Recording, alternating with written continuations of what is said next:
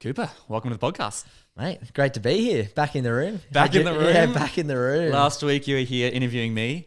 You were just like, hey, you going to come on the podcast? I was like, yeah, sure. And you're like, can we use your studio? I was like, sure. Yeah, I was like, I've got my little like micro portable studio, and I was like, I'll come to yours. And it was like, there's no point in setting mine up. I'll just jump on yours. Easy for me. I can just come downstairs. So yeah, that was good fun. So guys, go check that out. Definitely. That's, I guess, Cooper interviewing me, bit of a different style, more about my story. But today we've been talking about you.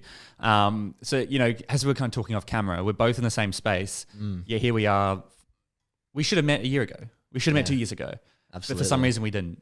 And it blows my mind how even like 3 years into this, I'm still meeting people who are like speaking at schools and kind of not achieving the exact same mission, but doing something very similar to me, yet we're only connecting now, which is just weird to me because I don't know how that hasn't happened. And we've got so many connections. I know. Like, a lot so of your many guests, like that's how I saw you. Like a lot of my really close friends had been guests on here, from like Fabio to Sam Fricker to Steph. And I was like, all these people are like, I got to meet this guy. I got to get on that podcast one day because I feel like we can have a good chat. So. Absolutely. No, I'm pumped. Again, just like every episode, I don't know where we're going to get down. So, I mean, you've got a lot to talk about. You're doing mental health workshops. You're an ex-pro surfer, correct? Current pro surfer. Current pro surfer. Yeah, sorry. You're good. still surfer. You got some stuff going on. But before we get into that, I ask every guest this question. What did you do after high school? And what was like the mentality? What was going on in your head during that process?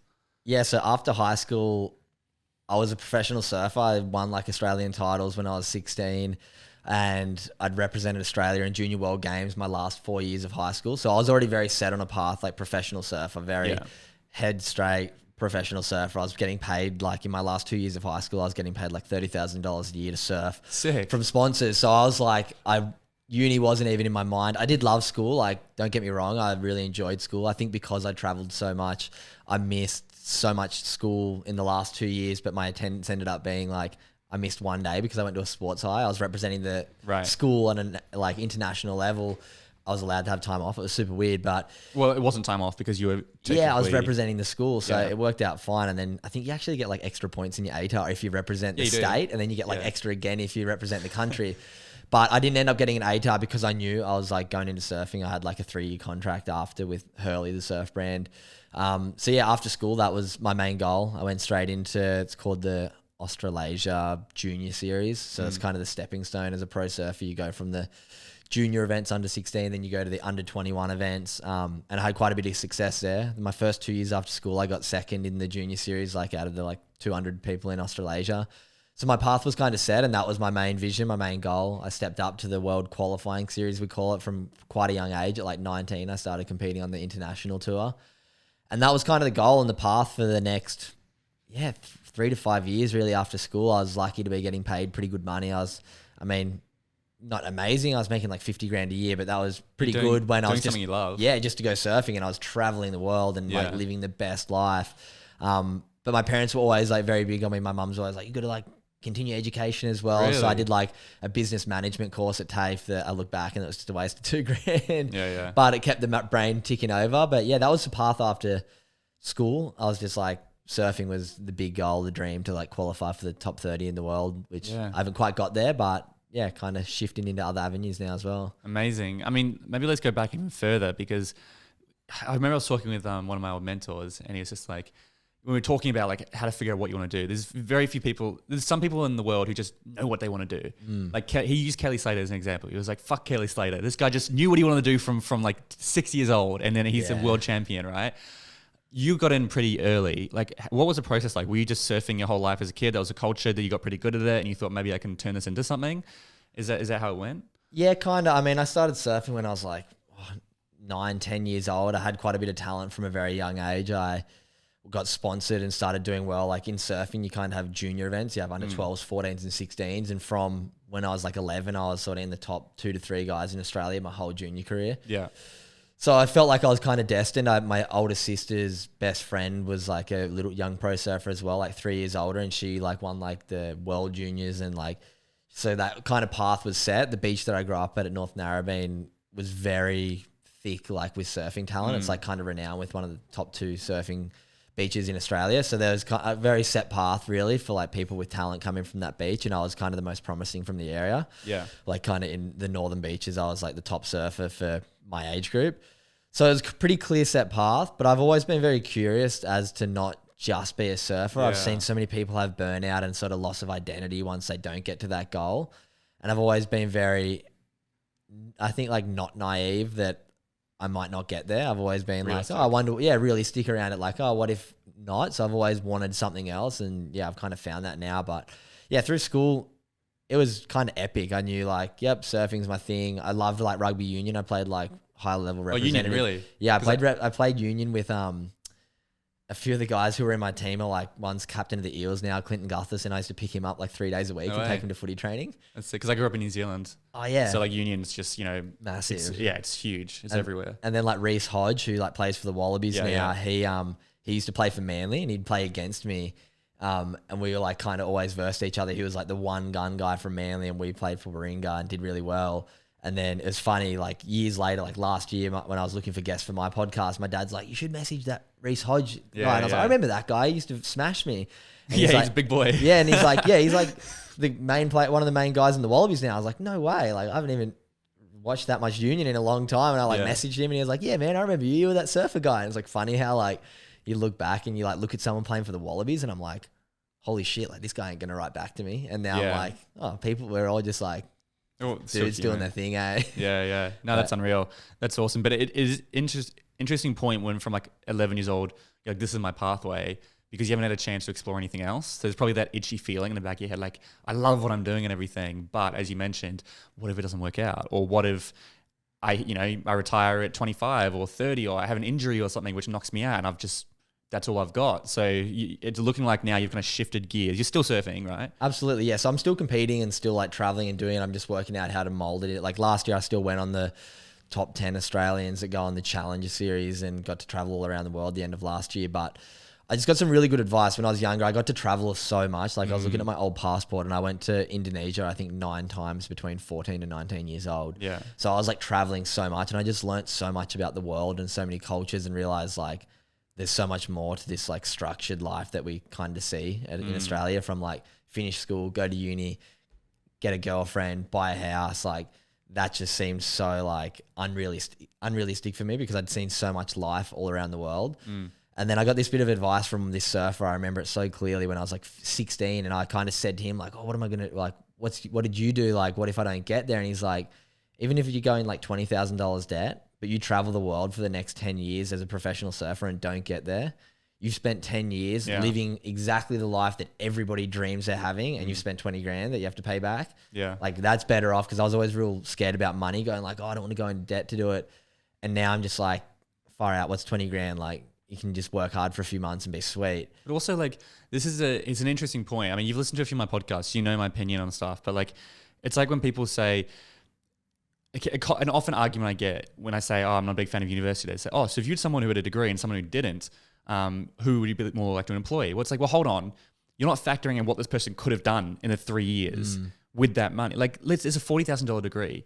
If you for 10 years, that's for 3 years. If you for 10 years spent 20 grand traveling the world, building experiences, building a network, allowing you to probably like come home and start a business or start a podcast like you have, that's so valuable. And the life experience, like you would look back on this time and be like, I took advantage of my 20s, when so many people look back and go, I wasted my 20s, or my 20s would have set me up for my 30s, which is fine, but also you could still enjoy them. Yeah, don't get me wrong. I'm like so aware of how privileged and lucky I am that I had that talent and kind of got to travel. Born in the right area. Born in the right area, like had the talent. Like, I mean, my family definitely like didn't come from wealth or anything and couldn't like crazy support me, but I was lucky I was sponsored from a young age and quite high achieving from a young age, that like I never got in like a real bad financial position. But then when I was like 23, I lost my major sponsor, and that was kind of a big turning point for me. So it was like 23, lost my major sponsor, and I had this fork. It was like, all right, you need to go and get a job to be able to fund your career. It like cost me like 40 to 60 grand a year just in travel, because I'm like, you're not getting paid to travel. They're not No. So like the sponsor would pay me 50 grand and then I had to spend that money to go around to like 9 overseas trips a year. Okay. And then there's a bit of prize money as well. So that's fine when you're getting paid. And I kind of like cruised on that a bit, played a heap of golf when I was in my early 20s. Like didn't realize the opportunity I had to like try and bustle down and actually make it work. And don't get me wrong, I trained super hard. I surfed every day, but I just enjoyed myself. And then I got to like 23 and my sponsor was like, all right, unless you're in the top 10 in the qualifying series, which was a tour I'd been on. Only 10 out of like 200 every year get it. And they're like the top 10 surfers in the world, basically. And I'd been kind of from like 10 to 30 for the last like 5 years. I just hadn't quite had that breakthrough. My sponsor was like, unless you're in that top 10 this year, we're going to pull your funding and you're going to have to like give it up. Rough. So that happened and I didn't quite get that. I think I got like 23rd that year, like super close, like still. Just still huge. Still ranked like 50th on the planet in surfing. Yeah.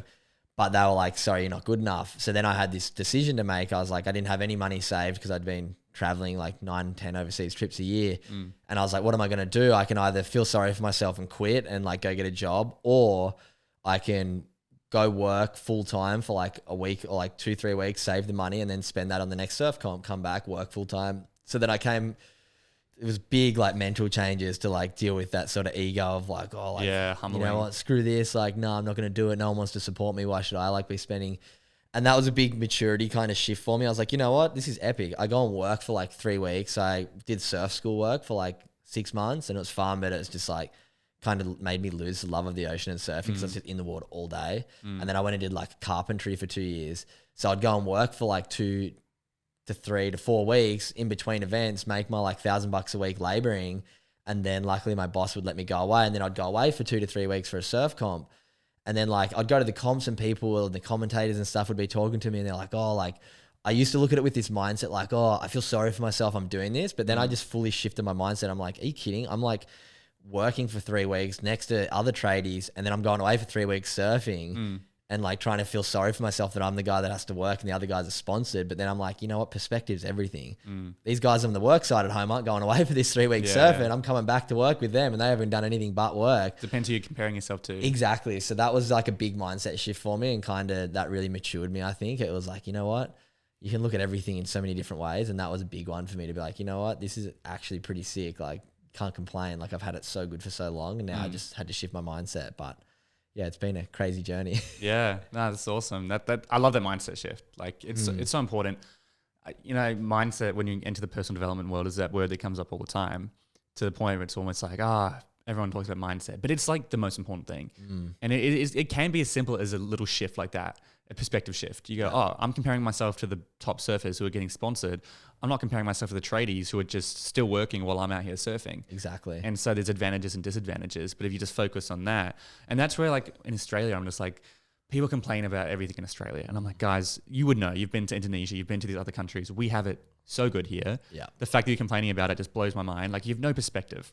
Stop comparing yourself to like the top rich people in Bondi and the North Shore and everything and compare yourself to the rest of the world. You're in the top 1%. Exactly. And it's different. It's funny. Like I talk about this in my workshops and I've just like brought it in. I think I subconsciously got inspired by you, but it's like we all kind of start this running race that's life at completely different start spots, but we all think we start at the same spot and we're like compare where we're at. It's like if you think of it like there's a million different start points, why would you expect anyone to be like at the same finish line right now? It's like you go into school and everyone's expected to like get the same like marked out of 100. It's like, well, we're all starting at a completely different start point. So why would you expect us to be at the same point once we get to this timeline of our life? Don't compare your chapter 1 to someone's chapter 8. Exactly. And there's that like that graphic where it's got like, I think I did Einstein say it. Yeah. Something like Einstein said you wouldn't like give a monkey a class, or like if you've got like a goldfish, an elephant, a dog and a monkey, and it's the first person to climb to the top of the tree. Exactly. That's not a fair test. Exactly. Because people are different, just like those animals different. Clearly the monkey's going to win because you're playing against its advantages. Absolutely. And it's the same thing in life. And that's why empathy is so important. And that's like one of the main things I talk about in my workshop is like, you gather empathy through understanding of exactly that story. It's like if you have this understanding that we all start on a different level. We can't compare ourselves to where we're at now. That's like such a powerful thing when it comes to empathy. Yeah. It's the balance. It's kind of like the yin and yang balance of just like when we're talking about that. Cause I feel like every time I say something like, for example, I'll talk about, you've got to work really hard, right? But then don't work too hard. Yeah. It's like, don't work yourself to the bone. But then I was like, I don't want people to be like, oh, I shouldn't work hard. I should live my 20s. And then they're fucked for the rest of their life. Yeah. You got to find that balance. It's the same with like empathy. Like you want to be empathetic towards people, but you don't want to let it like get too far where you just don't do anything. Exactly. And so it's kind of figuring out that balance. And that's the tussle between your personal opinion on things. but it transfers across so many areas in life. Well, it comes back to like just having strong values. And this is like a massive shift in why I got into the work that I'm doing. Which is, sorry, do you want to explain what you're doing? Yeah. So you're pro surfer, but then you've now started, and why we've connected. Yeah. So you're starting to work with a lot of young people, right? Yeah, exactly. So I guess give the story is where the Good Human Factory started. And it kind of starts from where I was going to go with this values thing. So in my early 20s, I used to base my personal worth on my achievements, on my goals, how I went if I kicked these goals. And as I said, my end of my teen years, I was doing really well in surf comps. I was up here all the time and I was riding this roller coaster with not too many lows. And then I got to the world level and started like not quite achieving where I was at in the Australia level. And then I kind of was going down these like big up and down dips with like my mental health. And then I spoke to my psychologist and he's like, you got to stop basing your self-worth on your achievements and your goals, like kicking your goals. Cause you're going to get there sometimes and it's not even going to feel as good as you're expecting. It's a very male thing as well. Absolutely. Like men put their worth into their achievements. There's like, this is a generic sweeping statement, but like studies pretty much shown across the board that women are attracted, qualities in men are like status and what they've achieved, whereas men are more attracted to like their physical attractions, which has caused so many issues in society, which means women put their worth in their attractiveness and men put their worth in, exactly as you say, what their achievements are. Exactly. So yeah, I spoke to my psychologist and kind of told him, I was like, I'm like feeling real down on myself. It was right around that time that I lost my sponsor and he was like, you got to not put your self-worth on that. You should put your self-worth on your values and how well you live to your values.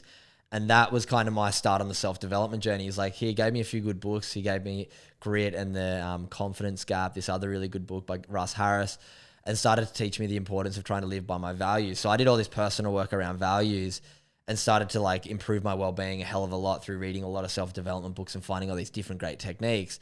Fast forward a few years to when I was like 24 and my youngest sister was in her last year of high school. And she lost a friend to suicide and came home and we were just at the dinner table and she's like, she wasn't super affected by it. It wasn't a close friend, but just like a guy in her year taking his life. And I was sitting there at dinner. I remember it so clearly just going like, far out, like no kid should be taking their own life. Suicide shouldn't even be an option. Absolutely. But it is, which is really sad. So I was like sitting around going like, fire out, I wish I could do something, like we all kind of say. Then 2 weeks later, she comes home and another friend had taken his life. Oh my God. Which is kind of a common thing. You get like copycat suicides because it kind of the one kid can't handle. But anyway, so I was like, you know what, screw it. I'm actually going to try and do something here. I can't just like sit and watch. I've had this privileged upbringing. I've learned some really good skills when it comes to my own mental health. And it started from a performance base as an athlete, but then I've learned all these skills. I'm like, wait, it's not just about an athlete. It's about just mindset, becoming a better person.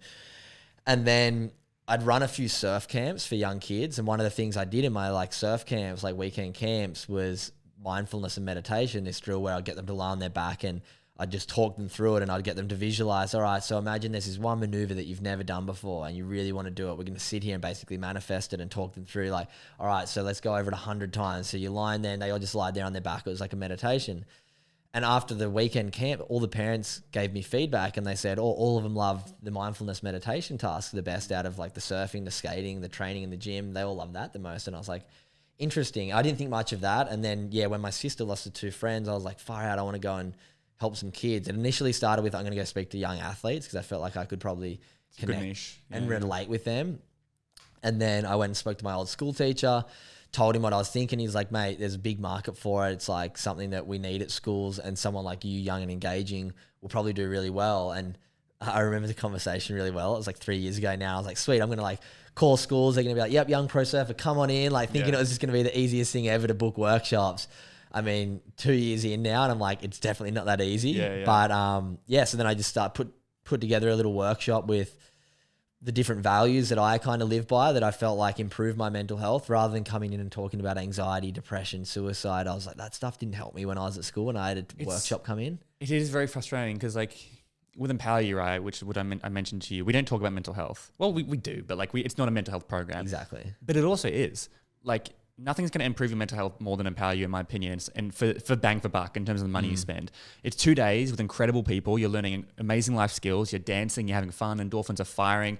But we have to kick people out. It's 10 o'clock at night on Sunday, and we have to kick people out because we're like, we want to go home. Yeah. They all want to stay here. And like it does more. We've had a lot of people who have had their problems solved and a lot of mental health have been solved through it. But it's not through talking about mental health. It's just by giving them a good space, environment, giving them purpose, teaching them skills. And these skills will help with their mental health. It's not going, so what do you do when someone threatens to kill themselves? Or what do you do when you're feeling depressed? It's not that literal. Absolutely. It's like a byproduct by doing the workshop. And that's exactly like I've spoken to you off air, what my workshop I really try and create it around is like, if you live by these strong values, the byproduct's good mental health. And so often, like I start my workshops talking about like 1 in 5 Australians will be diagnosed with a mental illness, but 5 in 5 of us have mental health. And I think we forget that. So I try and encourage students to develop simple skills that we can all develop, from mindfulness, gratitude, empathy, kindness, and responsibility. And responsibility is the biggest one, because I feel like so often kids nowadays like aren't willing to take responsibility for stuff. Mate, all of people in general aren't willing to take responsibility. Mate, and they're full of excuses. Have you heard me talk about the two brothers story? Nah. There's a story of two brothers, right? And so you got two brothers. I have heard this. Yeah, I'll just say it again. They're like 8 years old, and they're growing up, and their dad loses their job. And the GFC, well, no, he lost his job for some reason. And it took him about a year, and he just couldn't find another job. Another year goes by. He turns to alcohol. He starts drinking. He becomes very abusive. He becomes a very horrible father. He abuses the mother. When the boys are old enough, they stand in front of him. They take the beatings for her. They have a very rough upbringing. Now, one brother went to a liquor store, held the guy at gunpoint, and robbed the guy, and he ended up doing 10 years for a crime like that. The second brother married his childhood sweetheart, had a pretty good life, and he's earning $150,000 a year. Back in the day is like $300,000. So he's doing quite well. And a journalist found the story and found two brothers, exact same upbringing, but two completely different outcomes. Why is this? So she went to interview them. She goes to the brother number one in prison. She like picks up the phone and says, "How did you turn out the way that you did?" And he slams his fist on the table and says, "How could I turn out any differently with a father like that?" Okay, she goes to the other brother, hits record, has a coffee, sits down with him in his home and says, "How did you turn out the way that you did?" And he says, "How could I turn out any differently with a father like that?" Same response. And so they had completely two different mindsets. One took responsibility and ownership, and they went, "You know what? I'm not going to be like my father. I'm going to learn from that. I'm going to do better." The other one didn't take responsibility, made excuses, and just let that take the trajectory of his life. And like the mindset around it, like I'll give you another really good analogy with it too.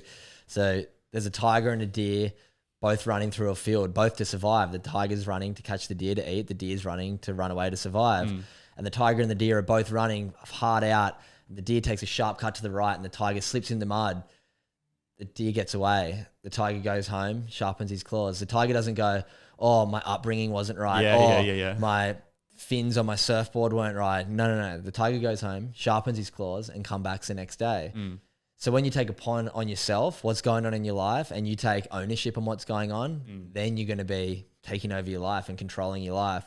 And I really like using that. It's like, be like the tiger, go home, sharpen your claws, come back better the next day. Don't try and blame it on something else. Don't be like, "Oh, the mud was too slippery." Yeah. No, like the tiger's not thinking about that. The tiger's just thinking about the next day, coming back, being a bit better. And that's animals. Like there's that quote, and it's like, humans are the only species on earth that will settle for less than they possibly can. A tiger is going to keep going till it dies. Any animal is going to keep going until they die. Humans just give up after a minor inconvenience. Yeah. As you mentioned, they go, "Oh, the mud was wet. I'm not going to bother." Exactly. Then you starve to death. In the tiger's case. But like as humans, we have way too many exits. You've probably heard me talk about the guy who sailed around the world. Yeah, we talked about this on my podcast the other day. Oh, did we? Yeah. Like, I mean, I've already mentioned on this podcast, but again, when he was asked, "How come you were able to succeed when so many people aren't?" He said, "Well, actually, I gave up lots of times. But as soon as I started swimming, sailing, it'd take 3 weeks to get to land. The sun would come out, I'd feel better, and I'd give up." And he says a big reason I was able to succeed was because we had no exits. Yeah. And I believe young people have way too many exits now. Absolutely. And they do. Dude, COVID, I'm so sick of it. COVID has made people have every excuse in the book. They just want to stay at home. They've become introverted. "Oh, I'm not very social now due to COVID." So what? You just stay inside for the rest of your life? Yeah. It's really frustrating. Young people are dropping the ball big time, which means if you're young and you're listening to this, competition, there's never been less competition. I swear. Exactly. It's so easy to stand out as a young person. I'm sure you've seen it. Oh, just go have a go. Like the idea of like, and this is same with like, this like with podcasting, like so many people have ideas but don't execute on them. Yeah. And my like, even with starting the Good Human Factory, I'm a young pro surfer with no qualifications in anything to do with public speaking. I actually got told when I was like 16 years old, I remember it so clearly, by one of my team managers from who I was sponsored by. We went out to dinner, and there was a bunch of like kind of high profile other surfers and execs for the business, and we're sitting around the dinner table, and I tried to tell a story, and I kind of got a bit flustered and stuck telling the story, and we're driving home in the car that night, and he was like, dude, you suck at telling stories. Don't tell stories anymore. And I was like, at the time it cut me so hard. Who says that? I mean, what a dick thing to say. Anyway, back then, but look, that's stuck with you for 10 years. Well, that was him kind of his way of, but in his mind, like, I've got the perspective. He was probably just trying to stick out. He was probably just trying to cover his own ass, being like, fuck, you look like a bit of a dickhead in front of like the execs. But anyway, looking back, but now I kind of like use that as a big driver. I'm like, look at me now. I've got a podcast that is doing pretty well. I've got a speaking company. Like, I've kind of used that as a driver, and you can either use those things that come up in your life that could be seen as setbacks, as opportunities or setbacks. And I've really taken on from this book that I read called The Confidence Gap by Russ Harris. And it talks about that the act of confidence comes before the feeling of confidence. Yes. And so often people are waiting for that feeling before they do anything. But it's like anything. It's like public speaking is more feared than death. But if you just get up there and start, once you're doing it, it's actually not that bad. Yeah. And so many people aren't willing to start because they're waiting for that feeling of confidence. But so often the act has to come before the feeling. Well, they have the perception, you know my quote, the hero and the coward have the same fear, but the hero does it anyway. Yeah. They have the perception that the hero in this metaphor doesn't have the fear and can just speak confidently. And it's like, yeah, I mean, now when I get on stage, sure, I don't have as much fear as I did. That's only because I've done it a lot now. And I still have like, am I going to stuff up and stuff? But yeah, the first time I was shitting myself. I was nervous. I was taking deep breaths. I was like, I don't know if I'm going to get up there and just completely flunk. But then it went well. And it kind of excites me though now. It does, It kind of excites me, like, how am I going to perform? And like, at very worst, it's like, oh, well, I tried something. Didn't work. Yeah. It's like, well, that's a mindset to approach, right? We talk about the comfort zones. So everyone's in the comfort zone, absolutely. Right? And so if you step out of your comfort zone, you've got two choices. You can either push through it or you can step back into it. And what do most people do in life? Step back in. Or you can drag the comfort zone bigger around, like, the comfort zone. By stepping out constantly, your comfort zone expands. Exactly. But like when we ask the audience, we say, and when you step out of your comfort zone, your heart starts racing, you're sweating. What are some emotions you feel? And they say anxiety, stress, overwhelm, all these words. And then I go, are they positive or negative words? Majority of them were negative. So we're saying if you have a negative association with stepping outside your comfort zone, why would you ever do it? Okay. But what if you were to push through it? What if you were to push through your comfort zone? How do you feel once you've got off stage, once you've played an instrument, once you've pushed through it? I feel relieved, empowered, blah, blah, blah, blah. Yeah, exhilarated. It's positive or negative? Positive. Okay. So now you're saying you have a positive association with stepping outside your comfort zone. Do you think we're more likely to do it? So what we've done here is we've switched the association as being negative, so now it's positive. And then we say, no, every time you step outside your comfort zone and push through it, is it going to be successful? No. You might fail, you might succeed. But whether you fail or succeed, as you mentioned, you're going to have a level of growth. And that's what you should be aiming for, especially while you're young. Just aim for the growth, not for the outcome. Because by growing, that's going to give you the outcome. And I also love, like, even with workshops now, I did a workshop the other day and like 4 people showed up. And there's meant to be like 40. And it's like, I used to, like, if that happened to me like 5 years ago, I'd sit there and dwell on that for so long and be like, oh, you idiot. And now I'm just like, why am I going to like stay in this part of my life when I like always want to be moving forward? I like to think of life as almost like a treadmill. It's like, if you're not walking against that treadmill, you're going to stand on it. It's going to shoot you out the back and you're going to get screwed up. So it's like trying to be aware that you always have to be like moving forward. Like there's a good Kevin Hart quote a couple of weeks ago that was spiraling around TikTok or somewhere. And he was kind of talking about like, I don't have time for like to get caught up on like somebody saying something to me that is negative, like a bit of criticism. It's like, that's in that moment that it happened to me. It's going to stay there.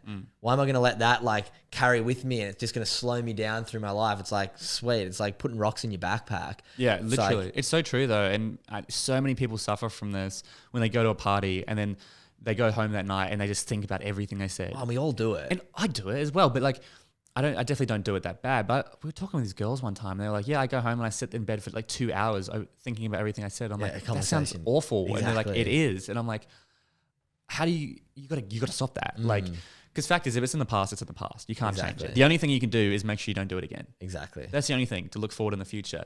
And that's a big issue. And I think it's a byproduct of social media and the fact that we feel like we're being watched and you have to tiptoe around everything you do. But that is a huge reason why those 2 girls had high levels of anxiety. Yeah. If you overthought about every single thing you do, of course you're going to have anxiety. Exactly. And that's, again, not their fault. It's just a byproduct of the world that we're in. But it's like, how do we fix it? Yeah, it's so interesting. The whole like anxiety thing, like up until like 10 years ago, anxiety like wasn't a thing. And it's like now that, and I feel like that's a lot of the problem with the mental health industry is like this whole like trigger around like mental health, break the stigma. It's like mental health has got this stigma that mental health is mental illness, and it's completely not. Whereas anytime you mention mental health, people think negative. Even if you say good mental health, that usually makes people think, oh, he's had bad mental health to be able to get to good. And it's like, well, no, I'm just aware of my mental health. And it just comes back to self-awareness, and not enough people have that self-awareness. And like, you get that through mindfulness, you get that through meditation and stillness, and not enough people are doing that. And I think it's so important as a young person to develop that skill, or at least be curious. What's it going to be like if I try meditation? And so many people go, I don't meditate. Do you meditate? Yeah, I try. Yeah. I've given it quite a few stints, and I really struggle with it because my mind just like races, which is why I need it. Yeah. And that's the thing. One of my really good friends is a meditation teacher, thing called Mindspo. And he's like, I meditate for 20 minutes a day. Usually my sweet spot, it takes me between 12 to 15 minutes to actually get my mind slowed. And when I heard him say that as a meditation teacher, I'm like, oh, so many of us go, I can't meditate because I do 5 minutes of like scatterbrain. He's like, I do that too. And he's like, you got to think about meditation like there's a big barrel with water in it. And think about every time you're having a thought, it's like you're kicking the barrel and the water's shuddering. Your goal is to make that water still. And every time you see your hand trying to touch the water, you got to pull it away and bring your mind back over to the other side. Your hand goes to touch the water, tap it away. And eventually your hand starts not touching the water as much. So it's like you've got two sides of your brain. So when I do mantra meditation, I've got like one side of my brain's going saw on the in-breath, hum on the out-breath. So just nothing words, but it keeps you anchored. And then the other side's all my thoughts.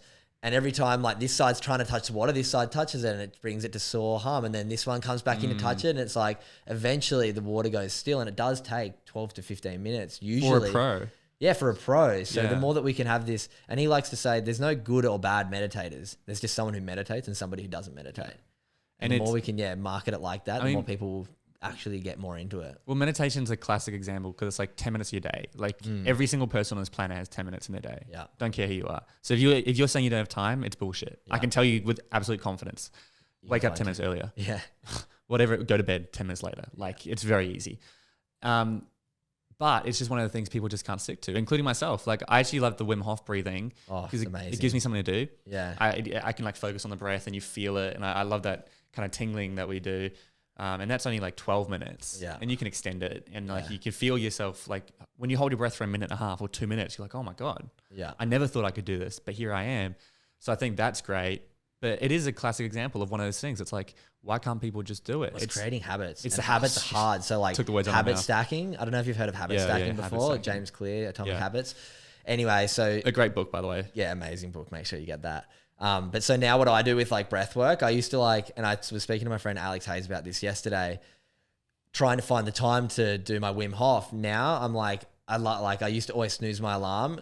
And now I'm like, instead of snoozing my alarm for like 9 minutes, I wake up and I can still lie on my back, but I put the Wim Hof on and I do like the 7-8 minute one. And like now I can do like 3 to 5 minute breath holds on empty lung. Same.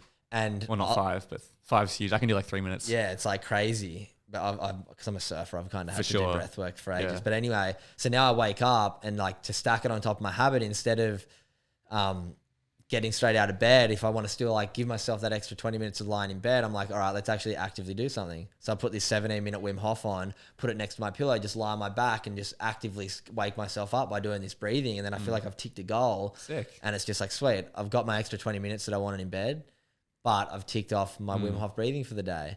And then it was funny, you touched on like finding like the time and the accountability.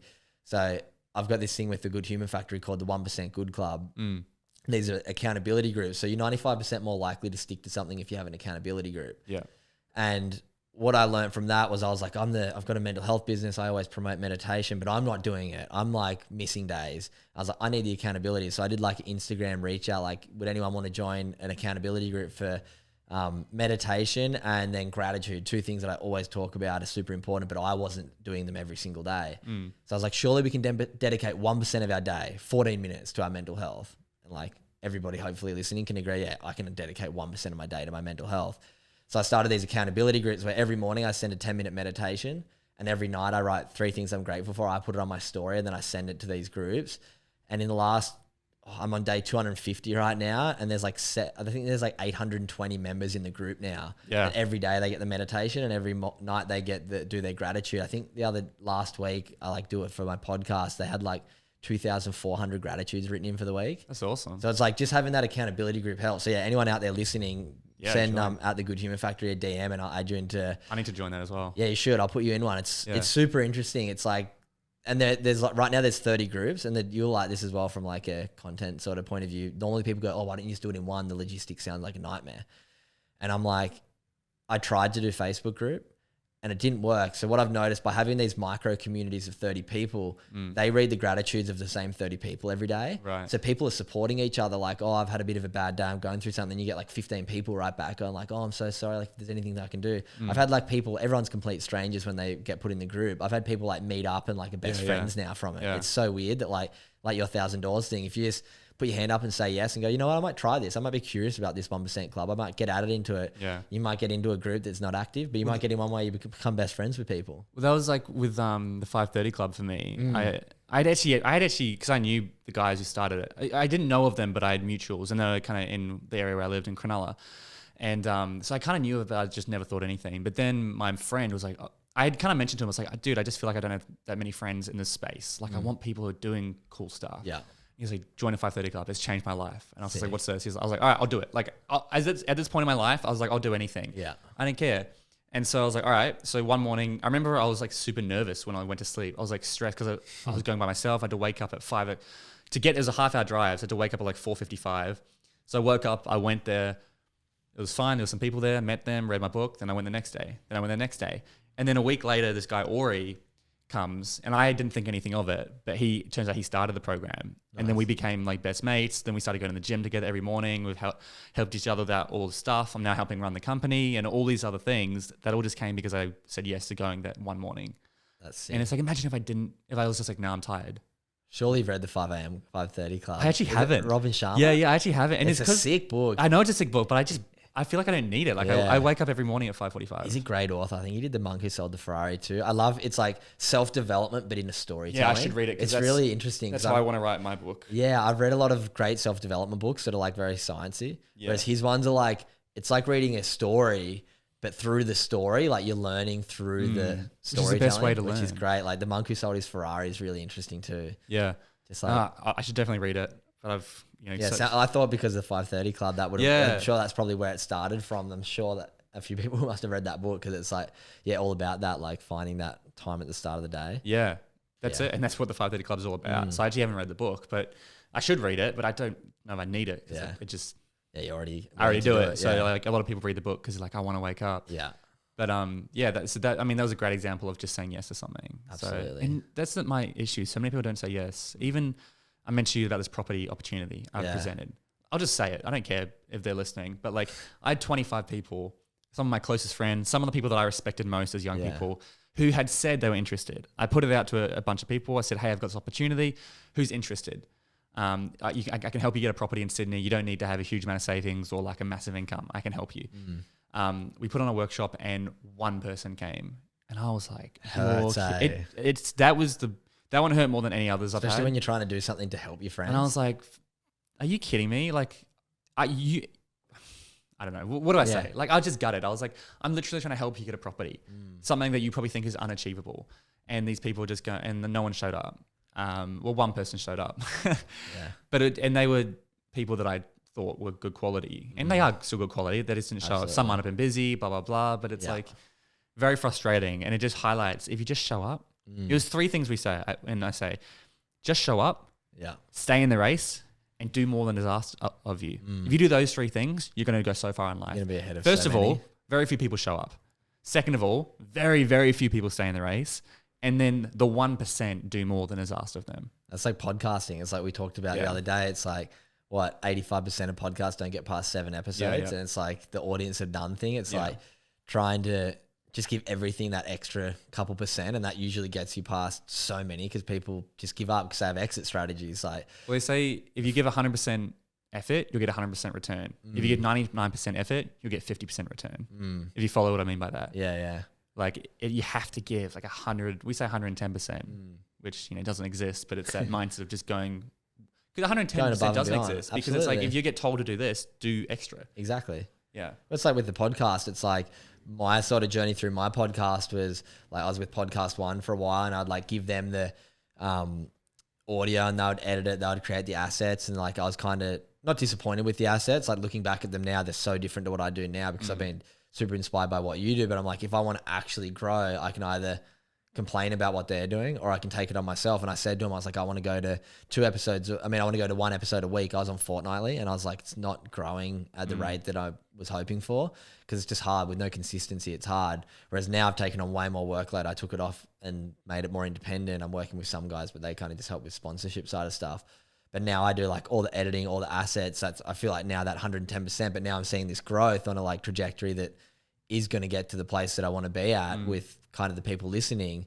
And it's like, once you go like, instead of complaining, you can, it's like before, like being like the tiger. It's like, I'm not going to be the guy going, I wish they were doing more for me. It's like, no, I'm going to be like, I'm going to go home, sharpen my claws, get better at my craft, learn the editing a bit better, look at other people, read other people's work that's doing well, mimic it put my own spin on it. And then you're going to go far in life. Whereas people like give it what they think is their all, it doesn't work. And instead of shifting and like taking these different paths, like if you looked at like a tree of your whole life, like there's so many different paths you can take, whereas people kind of get to one spot and they go, oh, comfortable, I'll stay here. Yeah. It's a comfort zone thing. And the whole, if that's the one thing you did as a young person or as anyone is just take responsibility and accountability. Like that brother's story, right? Yeah. To finish off that brother's story, the story's finished. But what we say is you either live above the line or below the line. Yeah. And brother number 1 lived below the line. He blamed people, he made excuses, and he lived in denial. Yeah. Brother number 2 lived above the line. He took accountability for his actions,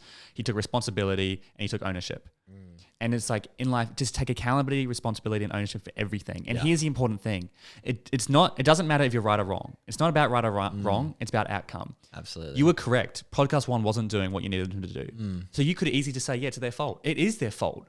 But by saying it's their fault, it doesn't achieve anything. Exactly. And it's everything in life. I even saw this TikTok video of this guy and he was saying, it's interesting how in America we blame the individuals for being overweight. We say, everyone's overweight, there's all these issues, they're lazy. And corporations it's true. The food out in but that's his point. He said, but why aren't we putting a highlight on the corporations who make money by making us addicted to all this stuff? Here's the thing. I 100% agree with this video. Everything he said was true. But if that's your belief, you're giving all the power to the corporations. Exactly. And you're saying, well, I'm just going to sit here and wait for the corporations to fix their problem. They're not going to. If you take accountability and ownership and responsibility now, look, it's true.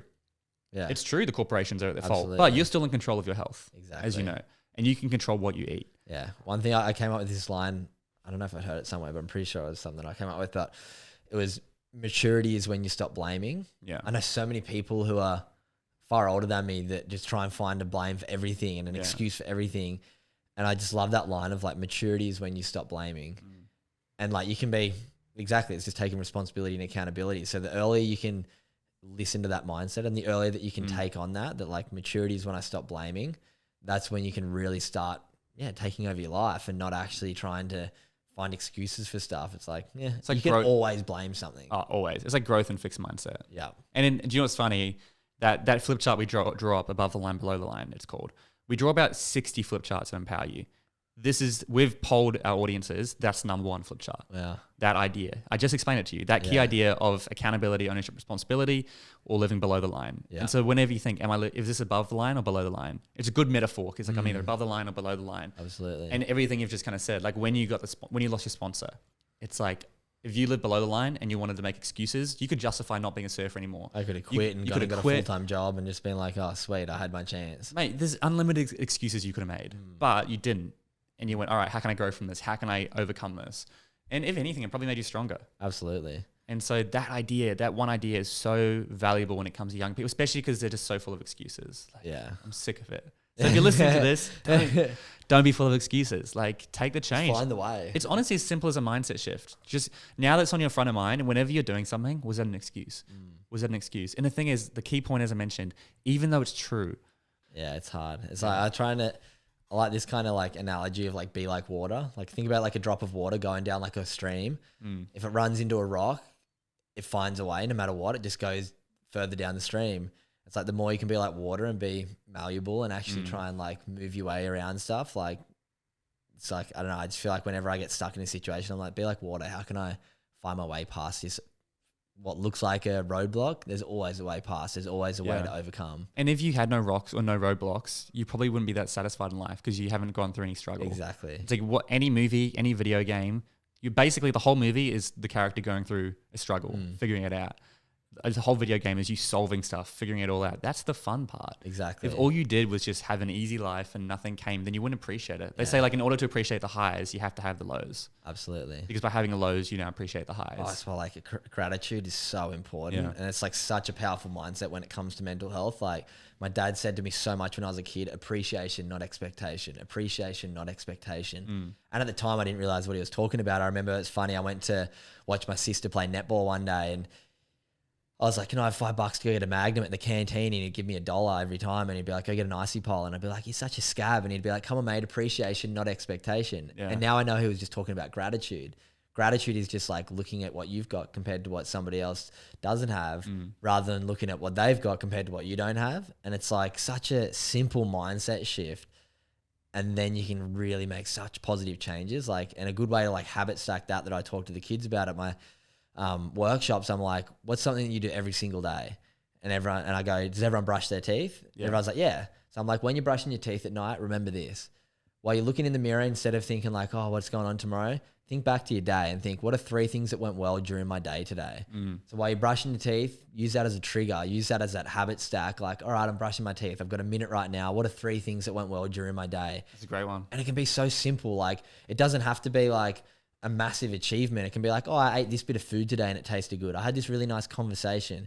I literally yawned today and it made me feel really good. I sneezed and it tickled my throat and it felt good. Like, you don't have to look for big things. You just have to think back to moments that were good in your day, and then it just changes that mindset. And it's funny because I think when a lot of people are feeling down, they're maybe not depressed, but they could be depressed or they've got issues and they go, how do I get out of it? It's like, it's not going to be a big thing. It's going to be the small things. Everything in life is the small things. How do you achieve a big goal? It's just habits compounded over time. Absolutely. How do you get out of something like that? It's like little gratitudes. If you start saying it every day, go for a walk once a day, start slowly, it's going to start pulling you out, along with seeing a therapist once a fortnight. Like, all these little things can compound to help pull you out of this. And so it might sound stupid, like, oh, say 3 things I'm grateful for. Why? What's the point? Well, first of all, it takes you 1 minute. Yeah. And second of all, if you're doing that every single day, that's a lot of things. And the other thing is you're switching your brain on to look. Here's the cool thing about doing the gratitude thing, as I'm sure you would say. Next time, you're going to struggle the first time you do it. So the next day, you're going to be consciously looking for things to be grateful for. Exactly. So that you can say it or put it in your diary or whatever. Exactly. So throughout the day, you're going to, oh, that could be my gratitude journal. That could be what I say when I'm brushing my teeth. So you're going to start noticing be grateful for everything throughout the day. And that's the amazing thing with that 1% Good Club that I was talking about before, because in these groups, people are reading everybody else's gratitudes. It's giving them ideas, and people have literally written in the group, like, I'm so grateful for this group. It's like, I was going through a bit of a shit day today and I realized I got to remember my gratitudes for today. So they were trying to find little things in a bad day to make them feel a bit better. And that was something that was like, oh, it's so powerful. And another thing as well with that, with like trying to make yourself feel good when you're having a bad day, and I love talking about this, is in the Western world, we have retail therapy. Like, if you're having a bad day, go and buy yourself something nice. I was in Japan a couple of years ago and I lost in this surf comp. Me and a few of the boys lost really early in Tokyo. And we like went into Tokyo and bought ourselves a bunch of electronics and thought, this will make us feel better. And we came back and we're speaking to this guy making us sushi, and we're like, he's like, oh, how's your day? And we're like, oh, it's been all right. We lost in the surf comp. So we went into Tokyo and like bought ourselves some stuff. We're all like happy now. And he's like, oh, you guys have got it all wrong in the Western world. And we're like, what do you mean? He's like, you guys have retail therapy. Go and buy yourself something nice when you're having a bad day. And he's like, no. What we say here in Japan is when you're having a bad day, go and do something nice for somebody else. That'll actually make you feel good. Wow. So it's this idea of like retail therapy, Western world, like marketing, advertising, or acts of service in kind of the different cultures around the world. And that's how they feel good. And that's like a big inspiration of mine's Jay Shetty. His book, Think Like a Monk, is incredible. Like, the idea of acts of service is actually how you feel good. And that's what we should be aiming for. It's like, do you want to like think you're feeling good by buying yourself something nice? Or do you want to feel good by doing something nice? And that's the whole issue with what you kind of mentioned. A lot of people go to university to study a degree that they don't want to do. Then they go into a job that they're not that happy with. But because they're getting money and everything externally, and their status has been raised because you're a lawyer, a doctor, engineer, whatever it is, they feel like they should be happy. But it's like, no, you're not internally happy, because internal happiness comes from, as you mentioned, giving back, contribution, absolutely, love and connection, certainty, variety. These are the 6 human needs that help you have internal happiness. So that's really, really important. And it's a good story, the Japan one. Because it is.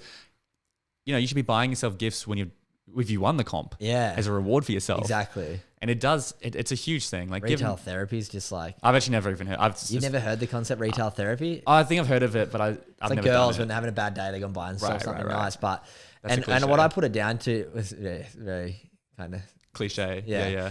But I put it down to like, it's not our fault. We've literally like, look around, everything is advertising, marketing. When you get this, then you'll be happy. Buy this and you'll be happy. Like, we've literally got the best psychologist in the world trying to trick our brains into making us think this is going to make you happy. It's all already here. It's the when, isn't it? Everyone's a winner. When I. There's I think I said on your podcast, it was like, it's like, I want to get $10,000. It's when I get $10,000, I'll be happy. You got to switch it. When I'm happy, I'll get $10,000. Absolutely. And insert whatever you want. I want to get this job. When I get this job, I'll be happy. When you're happy, then you'll get the job. Absolutely. That's a byproduct. And so don't focus on when. Everyone's saying when. It was like, what are you waiting for? Well, it's like, when the kid is waiting, when I'm a teenager, and the teenager goes, when I'm an adult. And then the adult goes, 18-year-old goes, when I finish school, when I get my degree, when I get my master's, when I get married, when I get my first home, when I get my first car, blah, blah. It keeps going on until the old man looks over his shoulder to see that his life's kind of gone by and he's never been internally happy because it's just been when. Like, it's so, so important because like there's this famous story of a tree, one of the longest living trees, and it was something like thousands of years this tree was here. It was huge, this massive tree. They can't be certain, but studies have shown and scientists have shown that it got hit about 18 times by lightning. 18 lightning strikes, survived like 6 thunderstorms, hurricanes, tornadoes. This thing went through everything. The thing that took it down was a small amount of termite creatures that managed to get inside the tree.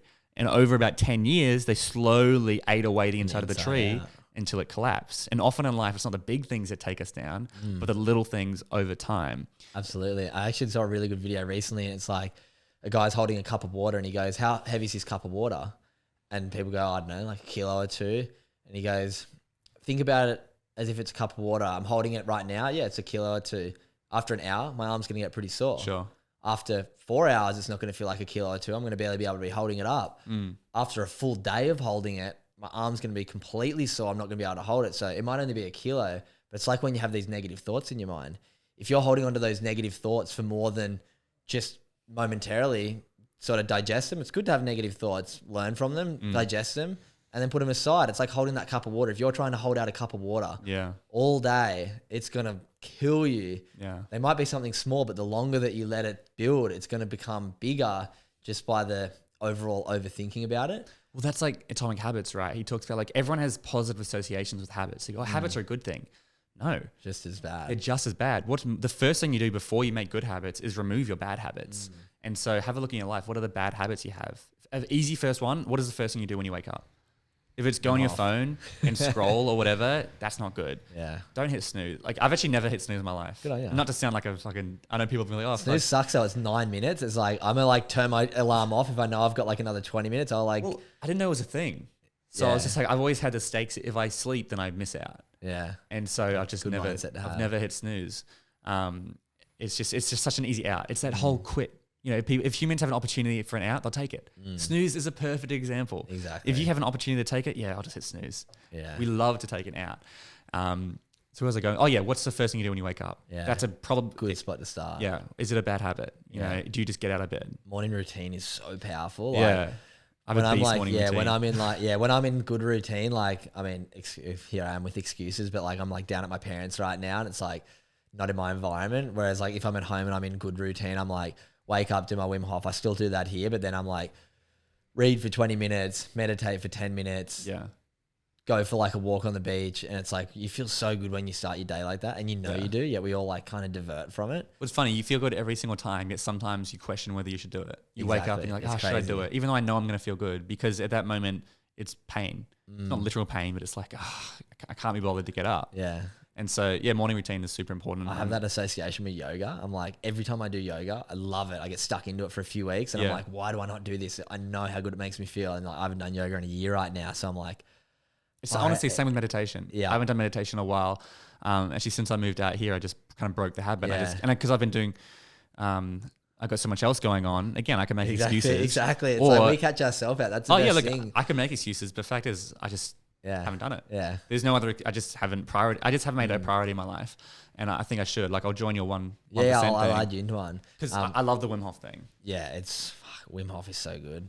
We should try and do like this winter. They do some courses down at Threadbow. Oh no! Do you know what's gutting? We organise our own cold retreat for 5:30 Club.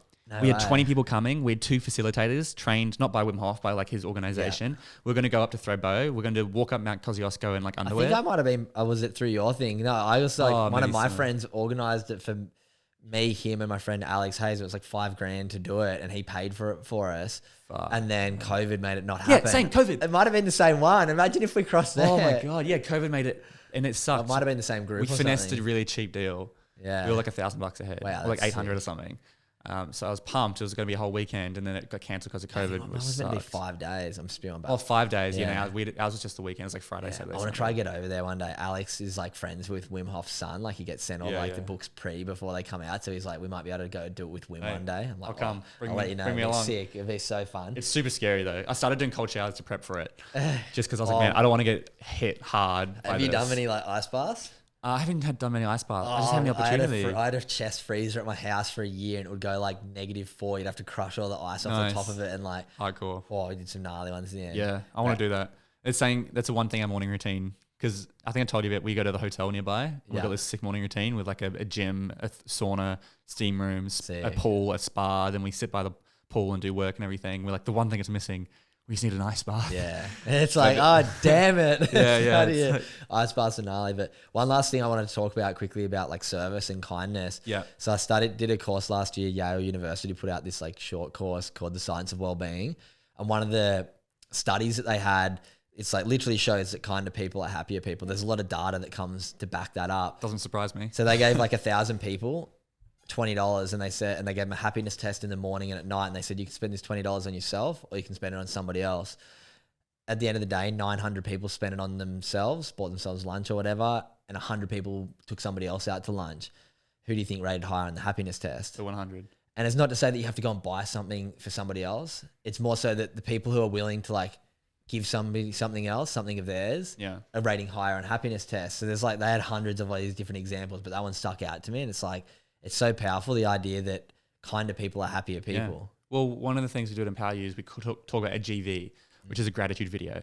Just send one gratitude video a week or a day or something, whatever you can figure out how to do. And it's just pull out your phone, shoot a video. Hey, Cooper, it was so great having you on the podcast. You inspire me. You're such a legend. Just want to let you know that, you inspire me, blah, blah, blah, whatever. Have an amazing day. Bang, pop it off on Instagram. One take. So easy to do. Now you might be, I'm not as good as you on camera or whatever. Fine. Takes you 3 or 4 takes. Yeah. Takes you 3 minutes instead of 1 minute. It still doesn't take much time, and the impact that can have. Something else, when I was driving to Canberra from Empower You before COVID, I had like 3 hours and I was listening to, actually Wim Hof, I was listening to his book. And then I just kind of I was like, I'm kind of done with this. I'll take a break. And then I just started calling people. Yeah. And I was talking for 20, 30 minutes. People I hadn't spoken with in ages. It's so good. And I was like, why don't I do this more often? I try and do that too. It's funny enough, I was listening to your podcast, and you for some reason have a really similar voiceover podcast as one of my best mates, this guy Adam, who's a really good drone pilot.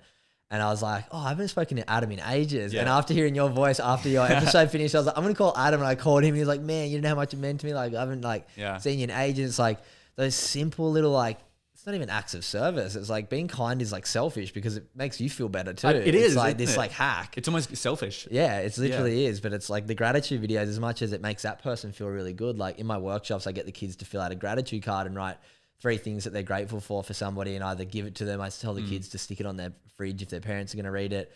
And it's like, it makes you feel good by writing the gratitude card. It's like this like cheat. And then obviously it makes them feel really good. So it's like, win-win. Yeah, it's a win-win, yet we don't do it. And it's so important that we try and like develop those habits around like gratitude, kindness, like opportunities everywhere. Like I like to say, whenever I'm like getting served at a service station, I know all the time, like if I'm in a hurry, I'm kind of like, yeah, swipe my card, see you later. Trying to genuinely have those moments of connection and be like, oh, thank you so much. Like, appreciate it. You have a really good day. Like I always try and end, like when I leave somebody, like you have a great day.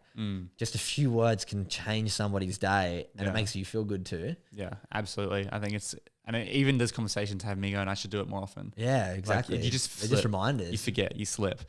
So yeah, that's super important. But Yeah, man, this has been a great episode. Yeah, and I feel like we just talked about just like. No, I think it's been. I actually really love this episode. But of course, before we wrap up, I'd love to know what would your number one piece of advice be to an 18-year-old today? Ooh, number one piece of advice. I really go back to this: the act of confidence comes before the feeling. So many people are waiting for that moment of confidence before taking that leap to do something that they're uncomfortable with, but you're going to be waiting forever. Yeah. Just take that leap, have a go at something. If you fail, what's the worst thing that's going to happen? You learn something. Yeah. You've got extra information in your toolbox that you can take into you sharpen those claws like a tiger. So yeah, act of confidence comes before the feeling of confidence. My favorite one. It's a great quote, and it links back to the whole when. Don't be a winner. Don't wait. Oh, when I have confidence, I'll go up on stage. Yeah. When I have confidence, I'll ask her out. When I whatever, insert. No, as you mentioned, the act of confidence comes before. Yeah, exactly. Wait, what was it? Sorry, the act of confidence comes before the feeling. So you actually have to go and do the thing and pretend you're confident. Like it's like fake it till you make it. It's like once you're actually doing it, you kind of like get in the flow and you're like, oh, here's that feeling that I was hoping I was going to get, like that I thought I was waiting for. It's like it's not going to come until you actually start doing the thing. 100%. So yeah, but yeah, man. Thanks for coming on the show. For anyone who wants to, I mean, first of all, go listen to my episode on Cooper's podcast if you're interested. Episode 38. It's episode 38 on the Good Humans podcast. That's what it's called. Good Humans podcast. So his company's called Good Humans. The Good Human Factory. The Good Human Factory. Sorry. Podcast kind of comes Good Human. If you just search it, I'm sure you'll find it. Yeah. But otherwise, where's the best place to connect? Yeah, I mean, just DM me at Cooper Chapman on Instagram, The Good Human Factory. If you want to join the 1% Good Club at The Good Human Factory on Instagram, it's a little yellow smiley with a good word written on it. But yeah, at the goodhumanfactory.com is where you kind of find podcast is on there. But yeah, podcast is its own little separate thing. You know what it's like across all platforms, just Good Humans with Cooper Chapman. Lots of just interesting conversations, just like this one, like having conversations with people and learning the way that people tick. But yeah, I'm always willing, just like you say, to respond to any DMs. I love kind of having people give feedback, be curious. Any feedback's good. Take on criticism as well. It's nice when we don't agree with each other because that's how we learn. So well, and if you've made it this far in the podcast, like just go message Cooper, honestly. Yeah. Just go do it. Like it's crazy. I always say this. I usually say this and then I'll be like, you know, thousands of people listen to the episode and then they'll get like one or two messages, which is still cool, but it's like, again, if you listen to this episode and you got something out of it, go message Cooper or myself. Yeah. Just say, hey, enjoy the podcast, or say a message or whatever you want, and I'll respond to it. I respond to every message. It might take me a few days sometimes, but I get to it. Same. And it means a lot. Like it means a lot. I'm sure it will mean a lot to you as well. I'm the same. It's like you have like I'm on like 800 to 1,000 listens a day, and I'm like, oh yeah, go leave 5 stars, and it's like you might get like no one does 2 or 3 a week, and it's like, wait, how do like 800 people listen in a day and like obviously like it and engage with it and keep coming back, but like can't go and take the time. So go leave this podcast 5 stars. Yeah. If you I'll do already. a plug for you. I'm sure everyone has, but yeah, I think the big one as well is subscribing, because I find it really interesting with social media. Like I feel like most of my traffic must come through my Instagram because that's kind of my main source, but I'll do like swipe up link clicks and get like 5 link clicks for my podcasts, whereas